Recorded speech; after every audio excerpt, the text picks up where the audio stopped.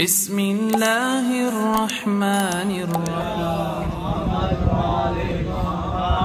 لا حول ولا قوة الا باللہ من الشیطان اللعین الرجیم حسبنا اللہ ونعم الوکیل نعم المولا ونعم النصیر سیدنا و مولانا بالقاسم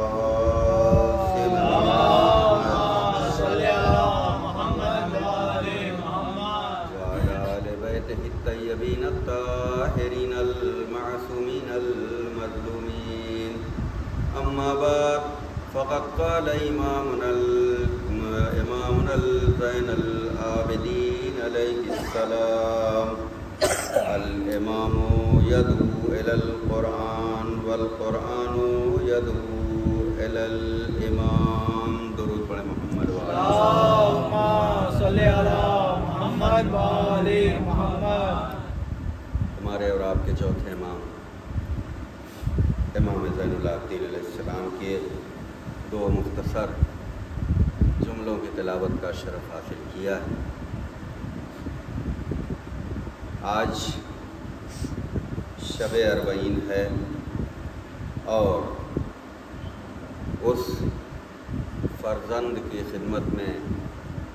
عرصہ پیش کرنا ہے جو پردہ غیب میں امام حسین علیہ السلام کے خون کے انتقام کے لیے بےتاب ہے، اور اس پردہ غیبت سے اپنے جد مظلوم کے چاہنے والوں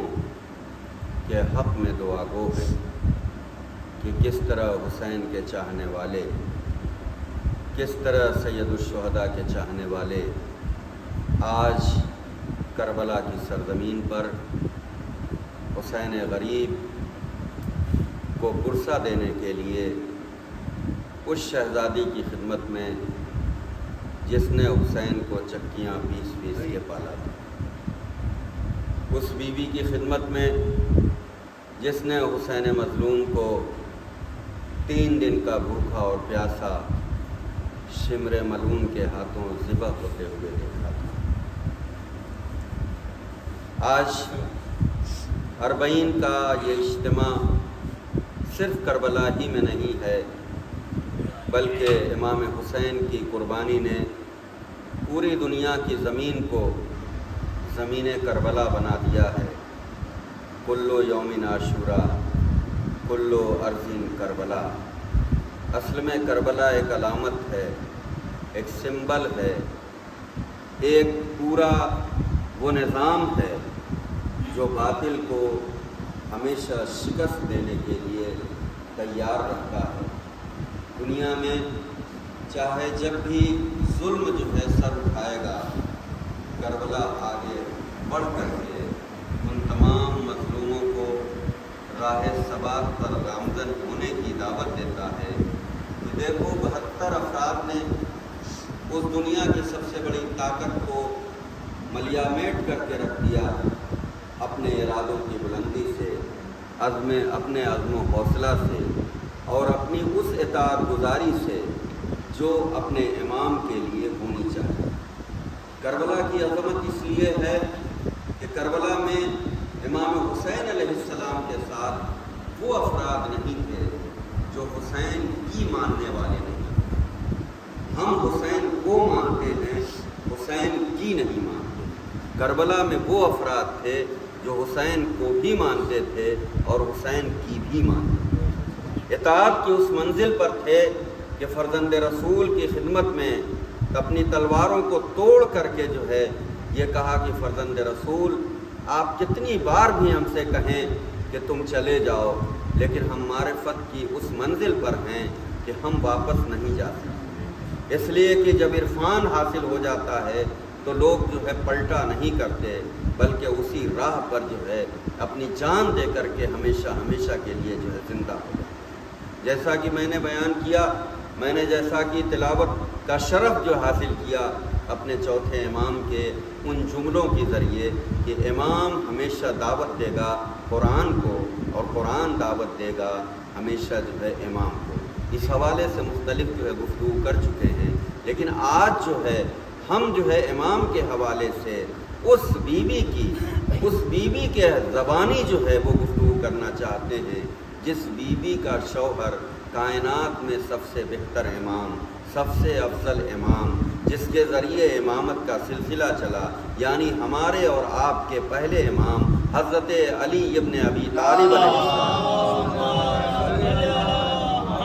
اس لیے کہ کربلا کوئی اور چیز نہیں، کربلا اصل میں اس وقت سے احتجاج کربلا کا شروع ہو جاتا ہے جب پہلی خلافت کے دور میں بی بی سیدہ نے اس خلافت کے دربار میں آ کر کے اپنے شوہر یعنی ہمارے اور آپ کے امام حضرت علی ابن ابی طالب کی ولایت کا دفاع کرنے کے لیے وہ جو ہے دربار میں آئی تھی، اور انہوں نے اس بات کا جو ہے ان ظالمین کے سامنے اعادہ کیا تھا کہ تم یہ جھوٹی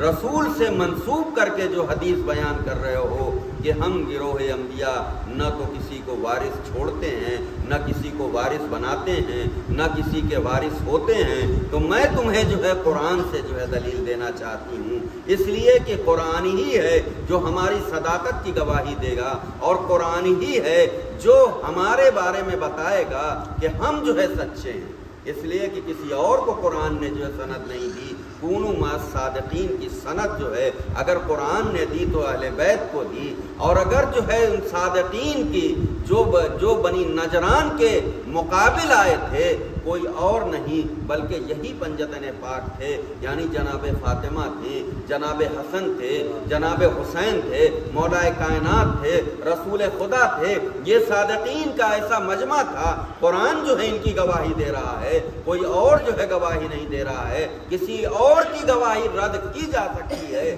لیکن قرآن کی گواہی کو کوئی رد نہیں کر سکتا ہے، اس لیے کہ یہ کسی انسان کا جو ہے کلام نہیں ہے بلکہ قرآن خود اس کتاب کے بارے میں کہہ رہا ہے کہ لا ریب فیہ، اس میں کوئی شک و شبہ کی گنجائش نہیں، ھدی للمتقین، اور یہ ہدایت ہے متقین کے لیے، متقین کے لیے ہدایت ہے۔ اصل میں ہر چیز کے اثرات جو ہے وہ الگ الگ ہوتے ہیں، اگر قرآن کے اثرات جو ہے یعنی اگر کوئی جھوٹا جو ہے قرآن کی آیت کو پڑھے گا، ستار بھائی ادھر تشریف لائیں، درود پڑھے محمد و آل محمد،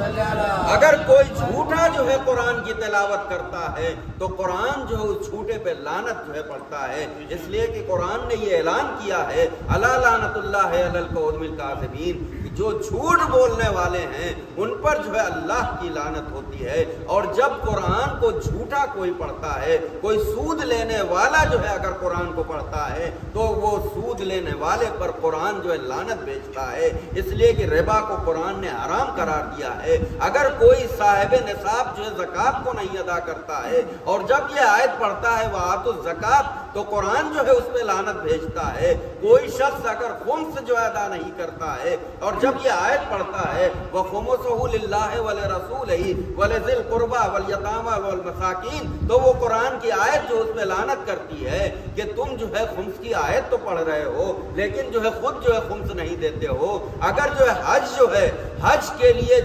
لیے مستطیع ہو، اس کے اوپر حج واجب ہے اور وہ حج نہیں کر رہا ہے تو سورہ حج جو ہے اس پر لعنت بھیجتا ہوا نظر آئے گا۔ اسی طرح جو ہے اگر آپ روزہ جو ہے نہیں رکھتے ہیں تو وہ اتم الصیام الی اللیل جب پڑھے گا تو قرآن جو ہے اس پہ لعنت جو ہے بھیجتا رہے گا۔ اسی طرح اگر کوئی نماز نہیں پڑھتا ہے اور قرآن کی وہ آیت پڑھتا ہے وَأَقِیمُوا الصَّلَاةَ، نماز جو ہے پڑھو، تو وہ قرآن جو ہے اس پہ لعنت بھیجتا ہے۔ میں نے اس لیے یہ بات جو ہے کہی ہے کہ شب اربعین اور اربعین کا دن جو ہے ان تمام لوگوں پر لعنت پڑھنے کا دن ہے جو ظالمین تھے، جو ناقصین تھے، جو قاسطین تھے، جتنے لوگ بھی تھے جو امام حسین علیہ السلام کو قتل کرنے والے تھے ان پر بھی جو ہے لعنت پڑھی جاتی ہے، جو امام حسین علیہ السلام کے قتل پر راضی تھے ان پر بھی جو ہے لعنت پڑھی جاتی ہے، اور جو لوگ امام حسین علیہ السلام کے قتل پر خاموشی اختیار کیے ہوئے تھے ان پر بھی لعنت ہوئے۔ گویا اربعین جو ہے ہمیں اور آپ کو بتاتا ہے کہ سماج میں تمہیں اگر رہنا ہے تو تم کبھی جو ہے ظلم کرنے والوں کا ساتھ نہ دو اور ظلم سہنے والوں کا جو ہے ساتھ نہ دو، ظلم پر خاموش رہنے والوں کا ساتھ نہ دو۔ اصل میں یہ 40 کا کروڑوں کا اجتماع جو ہے اس بات کا جو ہے اعادہ ہے کہ جس طرح فرزند رسول امام حسین علیہ السلام نے ظلم و بربریت کے خلاف نبرد آزما ہو کر کے اس وقت کے سب سے بڑے آتنکوادی اور دہشت گرد یزید کو دنیا کے سامنے ذلیل و رسوا کر دیا، آج جو ہے پوری دنیا کے ظالمین کے لیے یہ 40 کا اجتماع، یہ چہلم کا اجتماع اصل میں تماچا ہے کہ کوئی بھی ظالم ہو، کوئی بھی دہشت گرد ہو، دیکھو حسین کے چاہنے والے حسین مظلوم کے اس راستے پر چل کر کے یہ بتاتے ہیں کہ ہم جو ہے امن کے حامی ہیں، ہم جو ہے دہشت گردوں کے ساتھ نہیں ہیں۔ درود پڑھے محمد و آل محمد۔ یہ جو ہے 40 کا اجتماع کوئی ایسا فیسٹیول نہیں ہے، کوئی ایسا تہوار نہیں ہے کہ ہم جو ہے اسے مناتے ہیں۔ اصل میں یہ بہت بڑے امتحان کی منزل پہ گزرنے والوں کے راستے پہ چلنے کا نام جو ہے وہ یہ صحیح اور کیا ہے، یہ جو ہے مشی کیا ہے جو نجف سے کربلا تک جو ہے لوگ جو ہے 80-82 کلومیٹر چل رہے ہیں، آج ہم 1 کلومیٹر بھی نہیں چل سکتے ہیں، لیکن اس سفر عشق میں اس بات کا جو ہے ہم اعادہ کرتے ہیں کہ جس طرح کوفے سے، جس طرح مدائن سے، جس طرح حبش سے تمام لوگ آ کر کے حسین مظلوم کے ساتھ ہو گئے تھے، وہ 72 جو ہے اس طرح زندہ ہو گئے جیسے حسین زندہ، اس لیے کہ حسین جو ہے زندہ یوں ہی نہیں ہے، اس لیے کہ قرآن جو ہے ہے۔ ہمارے چوتھے امام کہہ رہے ہیں کہ گواہی کے طور پہ قرآن جو ہے وہ ہوگا، اور قرآن کیا کہہ رہا ہے؟ وَلَا تَحْسَبَنَّ الَّذِينَ قُتِلُوا فِي سَبِيلِ اللَّهِ أَمْوَاتًا بَلْ أَحْيَاءٌ عِندَ رَبِّهِمْ يَرْزُقُونَ، کہ جو بھی اللہ کی راہ میں شہید ہو جاتے ہیں اللہ کی طرف سے وہ رزق پاتے ہیں اور وہ ہمیشہ ہمیشہ کی زندگی پا جاتے ہیں۔ گویا امام حسین علیہ السلام اور 40 کا یہ اجتماع آج ہمیں یہ درس دے رہا ہے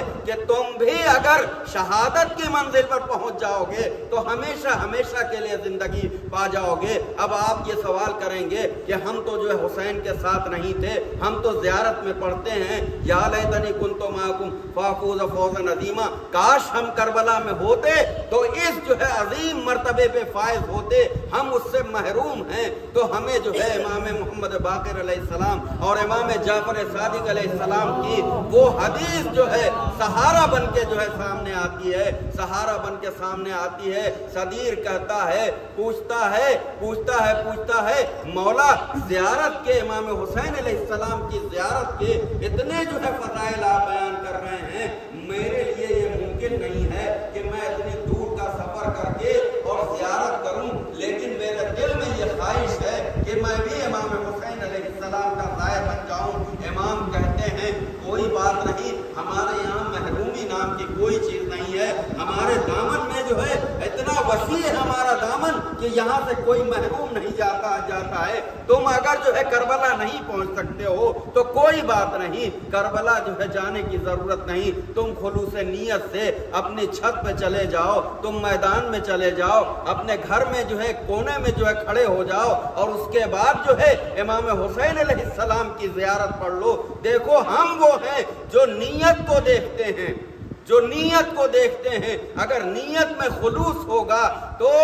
حر جیسا مجرم ہمارے بیچ آ کر کے علیہ السلام ہو جاتا ہے، اور اگر جو ہے نیت میں خلوص نہیں ہے تو ہم جو ہے اپنے جو ہے دربار سے، اپنے دوڑی سے اسے جو ہے واپس کر دیتے ہیں، اس لیے کہ ہمارے یہاں خلوص کی ضرورت ہے۔ یہی وجہ تھی کہ 8ویں امام کے زمانے میں ہارون مکی کا واقعہ آپ نے سنا ہوگا، اور بہت سے لوگ آئے اور انہوں نے کہا کہ مولا آپ جو ہے قیام کیجئے، آپ باہر نکلیے، آپ کے ساتھ لاکھوں لوگ ہیں جو جہاد کرنے کے لیے تیار ہیں۔ وہ لوگ گفتگو کر رہے تھے اور ادھر تندور جل رہا تھا۔ امام نے کہا کہ اچھا یہ بات ہے تو تندور میں کود جاؤ، ایک بار جو ہے وہ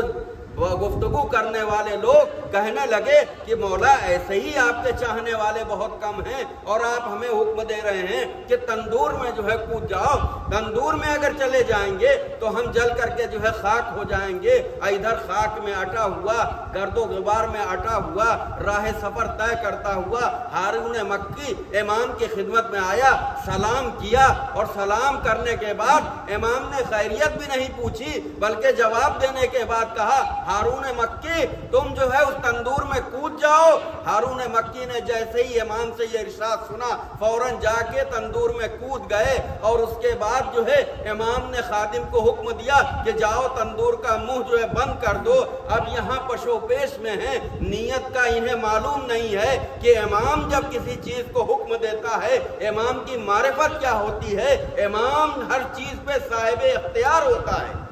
इमाम हर चीज पे साहिब इख्तियार होता है। निज़ाम कायनात परवरदिगार आलम ने उसे जो है दे दिया है कि जैसे चाहे वो इस्तेमाल कर सकता है। चुनांचे वो बातें करने लगे इमाम और वो लोग परेशान थे। एक बार जो है एक शख्स से रहा नहीं गया और उसने कहा कि मौला हारून मक्की इतना आपका चाहने वाला, उसकी तो खैर खबर ले लीजिए कि उसकी हड्डियां बाकी हैं, वो मौजूद है, वो जिंदा है या जो है बिल्कुल जल के खाक हो गया। इमाम ने कहा खातिर जमा रखो। जाके खादिम से कहा कि तंदूर का मुंह जो है खोल दो और एक बार जो है आवाज दी, हारून मक्की तंदूर से बाहर आ जाओ। एक बार क्या देखता है मजमा जो बैठा हुआ है कि हारून मक्की उसी हालत में जिस हालत में इमाम के पास आए थे वैसे ही तंदूर से निकल के आए। गोया इमाम ने कहा कि देखो इख्तियार जो है क्या होता है। पहला इमाम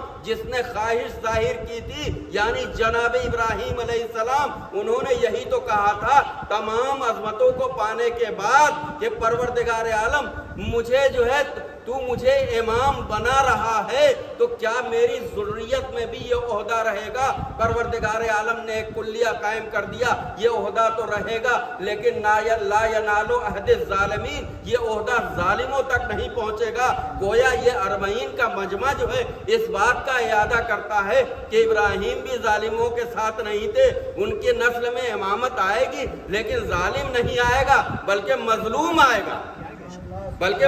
आएगा, और जो है वो जुल्म के खिलाफ जो है हमेशा लड़ता रहेगा। हारून मक्की वैसे ही आ गए और उसके बाद इमाम ने कहा कि देखो ये फर्क है, यानी ये वो है जो हमारी मानता है और तुम वो हो कि तुम हमें मानते हो। तो हमें मानने में और हमारी मानने में मुसलमानों का भी यही अलमिया है, वो रसूल को तो मानते हैं लेकिन रसूल की मानने को तैयार नहीं है। दरूद पढ़े मोहम्मद वाले मोहम्मद पर। तो अल इमाम यदउ इलल कुरान वल कुरान यदउ इलल इमाम, जो कुरान जब भी जो है जरूरत, मैंने जल्दी जो है 2-3 बातें जो आपके सामने जो है वो गोश गुजारी कि इमाम को जब भी जो है ज़रूरत पड़ती है कुरान जो है, और कुरान को जब भी ज़रूरत पड़ती है इसलिए कि कुरान और अहले बैत का हमेशा का साथ रहेगा। इसलिए किसी और ने नहीं कहा बल्कि सादिक रसूल ने कहा, हत्ता यरद इलैयल हौज़ लन यतरफ़, ये जुदा हो ही नहीं सकते जब तक ये हौज़े कौसर तक न पहुँच जाए। कौसर भाई की बात हो रही थी, कौसर की फजीलत, यानी ये जुदा हो ही नहीं सकते। इस कायनात में कुरान और अहले बैत हमेशा साथ रहेंगे। जो इन्हें साथ लेके चलेगा वो कामयाब हो, कामरान, वो चाहे इमाम हो या इमाम के मानने वाले हो। मैंने इसलिए ये बात कही कि बहुत से लोगों को इमाम बना लिया था लोगों ने, और हमारा इमाम वो है क्या इमामुर रब्बानी, कि वो परवरदिगार आलम ने उसे जो है इमाम बनाया। वो जनाब इब्राहीम की उस दुआ का जो है नतीजा कि उस नस्ल में जो है जो इमाम आएंगे वो अल्लाह के मुंतखब किए हुए होंगे और दूसरे इम्मा जो है वो लोगों के बनाए हुए होंगे। यही वजह है कि आज 21वीं सदी में उन इमामों के मसाइल बिल्कुल बेकार हो गए, उन पर आप अमल नहीं कर सकते। उनसे अगर आप पूछिएगा कि जीवन बीमा का क्या मसला है, वो बेचारे मर गए 1000 साल पहले, 1200 साल पहले, उनको पता ही नहीं कि जीवन बीमा क्या चीज़ है। अब उसका क्या जो है बैंकिंग का निज़ाम क्या है, آج جو ہے پوری دنیا جو ہے کیا یہی وجہ ہے کہ مسلمان ٹی وی آیا تو کہا کہ ناجائز، موبائل آیا تو ناجائز، جبکہ اسلام نے یہ بتایا، اہل بیت نے یہ بتایا کہ ہر چیز کا محل جو ہے، ہر چیز کا جو ہے استعمال آپ جو ہے صحیح بھی کر سکتے ہیں، غلط بھی کر سکتے ہیں۔ اگر جو ہے اس موبائل میں آپ وقت کو ضائع کر رہے ہیں تو اس موبائل کا استعمال حرام ہے۔ اگر اس موبائل سے آپ اپنے علم میں اضافہ کر رہے ہیں تو اس موبائل کو چلانا جو ہے ثواب ہے۔ یہ جو ہے کلیہ، یہ پورا جو ہے فلسفہ ہے، یہ پورا جو ہے مسئلہ ہے کہ ہر وہ چیز جو آپ کے علم میں، شعور میں، بالیدگی میں اضافے کا سبب بنے وہ جائز ہے۔ یہی وجہ ہے کہ مسلمان کبھی کسی چیز کو ناجائز، کبھی کسی 50 سال کے بعد وہ جائز ہو جاتی ہے۔ بھائی ٹی وی ناجائز تھا تو پھر جو اسلامی چینل کیوں چل رہے ہیں؟ اس کا حل نہیں نکالتے۔ حل جو ہے اگر کسی کے پاس ہے تو وہ صرف جو ہے اہل بیت کے اقوال، اس لیے کہ اہل بیت کے اقوال جو ہے وہ زمانے پر محیط نہیں، بلکہ ہر زمانے کے مسائل کا حل جو ہے وہ اہل بیت کے اقوال میں موجود ہے۔ وجہ اس کی یہ ہے کہ اور لوگوں کے امام دنیا سے چلے گئے، ان کی قبروں پہ فاتحہ بھی پڑھنے والے جو ہے نہیں ہیں، لیکن ہمارے ائمہ کے قبور پہ ہر روز لاکھوں درود و سلام پڑھتے ہیں، ہر روز اپنی حاجتیں لے کے جاتے ہیں، اور اگر حاجتیں پوری نہ ہوتی، اگر یہ رابطہ نہ ہوتا، اگر یہ رشتہ نہ ہوتا تو یہ کروڑوں لوگ کربلا کیسے پہنچ جاتے؟ کیسے پہنچ جاتے؟ اور لوگوں کے ہاں کیوں نہیں جاتے؟ اور لوگ بھی ہیں، لیکن کیوں بھائی؟ مولا کائنات ہی کے در پہ لوگ جا رہے ہیں، امام حسینی علیہ السلام کے در پہ جا رہے ہیں، اور امام حسین اور مولا کائنات اور امام زین العابدین، امام محمد باقر، امام جعفر صادق، امام موسیٰ کاظم تو امام ہیں، لیکن کمال ہے اطاعت کی یہ منزلت ہے کہ غازی عباس کا دروازہ دیکھیے، کتنا عظیم دروازہ، عراق کی حکومت وہاں سے قرض لیتی، جہاں کمی پڑتی ہے عراق میں وہاں سے جو وہ ہوتا،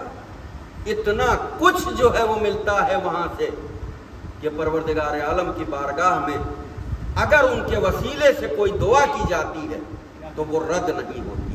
باب الحوائج، باب الحوائج ہے۔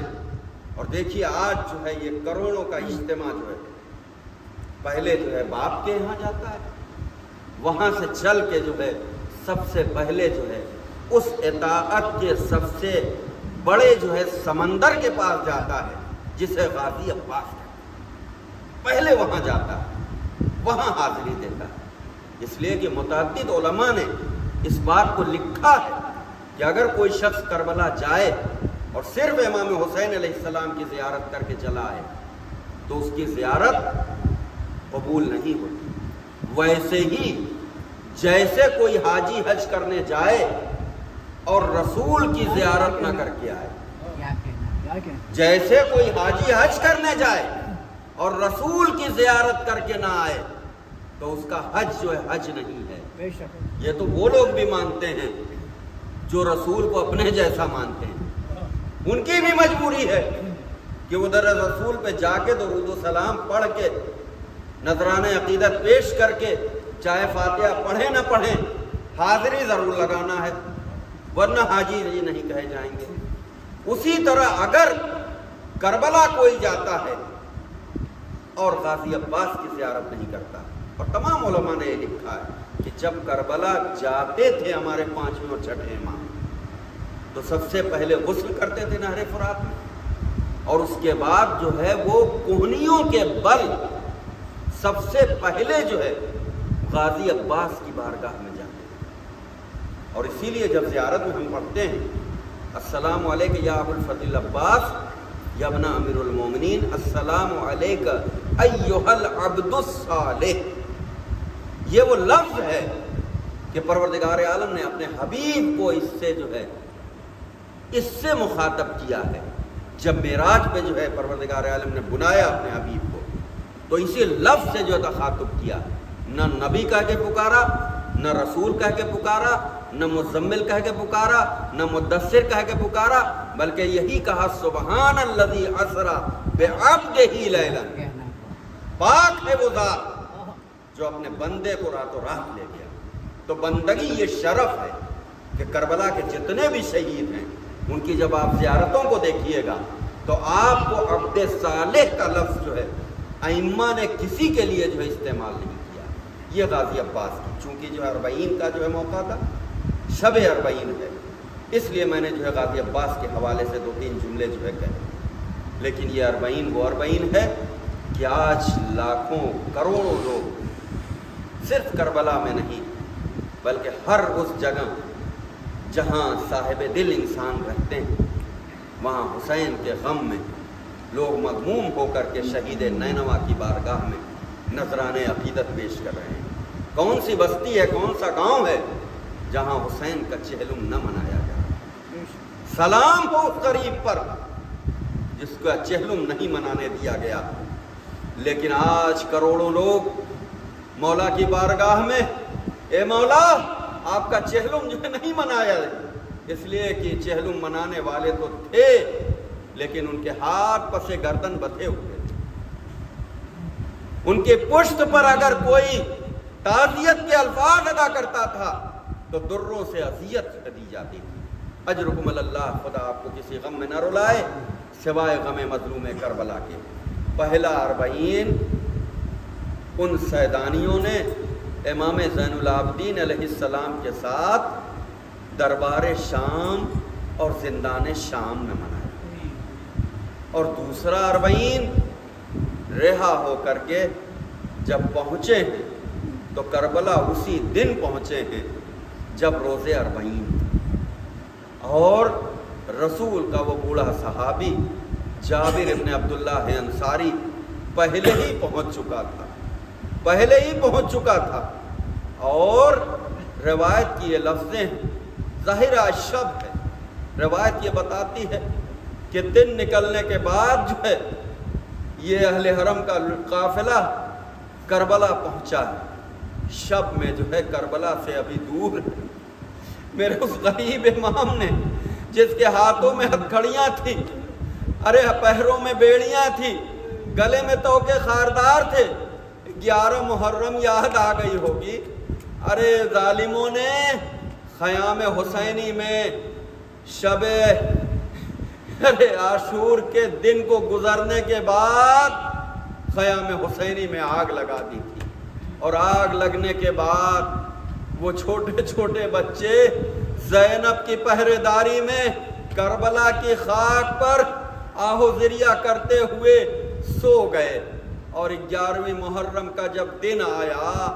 تو میرا چوتھا امام ارے اس راستے سے گزارا گیا جدھر شہداء کے لاشیں پڑے ہوئے تھے۔ یہی وہ موقع تھا کہ میرا چوتھے امام کی یہ حالت تھی کہ معلوم ہوتا تھا کہ جسم سے روح پرواز کر جائے گی۔ ایک بار علی کی شہر دل بیٹھی، زینب علیہ مقام آگے بڑھی، بیٹے کا شانہ ہلا کے کہا، اے بیٹا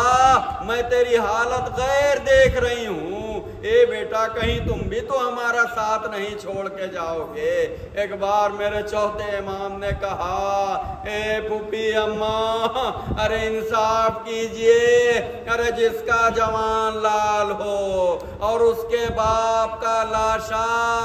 ارے بے گورو کفن پڑا ہو، اور اے پھوپھی اماں ان ملائین نے تو اپنے کشتہائے نجس کو دفن کر دیا، اور میرے بابا کا، میرے بھائیا کا، میرے چچا کا لاشا ارے بے گورو کفن پڑا ہوا ہے۔ اجرکم اللہ، خدا آپ کو کسی غم میں نہ رلائے سوائے غم مظلوم کربلا کے۔ چہلم ہے اس لیے 2-4 جملے اور جو ہے تعزیت کے۔ اے مولا، اے میرے آخری امام، آپ کی خدمت میں ہم تعزیت پیش کرتے ہیں، جیے تو اگلے برس ساتھ اور یہ غم ہے، جو چل بسے تو یہ اپنا سلام آخر ہے۔ اے مولا، ہم قسم سے آپ کے جدہ ماجدہ کی خدمت میں ارے پرسا پیش کریں، ارے چکیاں پیس کے ارے کس طرح پالا تھا، لیکن ایک دوپہر میں ارے زہرا کا گلستان اجڑ گیا۔ اجرکم اللہ، ارے چہلم کا کل کا وہ دن ہوگا کہ میرا چوتھا امام ارے 11 محرم کو جو قافلہ لے کے گیا تھا تو اونٹ پہ سکینہ کو ارے ننگے پشت پہ باندھ دیا گیا تھا، لیکن آج جب چوتھا امام آ رہا ہے تو اپنی بہن کو ارے زندان شام میں دفن کر کے آ رہا ہے۔ روایت کی لفظیں ہیں، ایک بار امام کو جب امام کا قافلہ آ رہا تھا تو جابر نے محسوس کیا کہ کوئی قافلہ آ رہا ہے۔ غلام نے کہا آقا مجھے ایسا معلوم ہو رہا ہے کہ ابن زیاد کی فوجیں ہیں جو ادھر آ رہی ہیں اور وہ چاہتی ہیں کہ کوئی حسین کے قبر کی زیارت نہ کرے۔ ایک بار جناب جابر نے کہا اچھا مجھے کنارے کر دو اور ایک بار دیکھو کون آتا ہے، لیکن تھوڑی دیر کے بعد غلام نے کہا آقا لیکن منظر عجیب و غریب ہے، ارے یہ وہ فوجی نہیں ہیں، یہ قافلہ ہے، ارے چند اونٹ ہیں جن پر سیاہ پردے پڑے ہوئے ہیں۔ ایک بار جابر نے کہا یقیناً یہ ابن زیاد کی فوج نہیں ہے۔ ایک بار جابر نے کہا ارے تم دیکھ کے تو بتاؤ کہ آخر کیا ماجرا ہے، لیکن یہ بات ابھی جابر اپنے غلام سے کہی رہے تھے کہ میرے چوتھے امام کی آواز کان میں ٹکرائی، جابر ذرا دور ہٹ جاؤ، ارے میری پھوپھیاں، میری بہنیں، میری مائیں ارے کربلا آ رہی ہیں۔ جابر ایک طرف ہو گئے۔ روایت کی لفظیں ہیں کہ ام فروا نے قاسم کی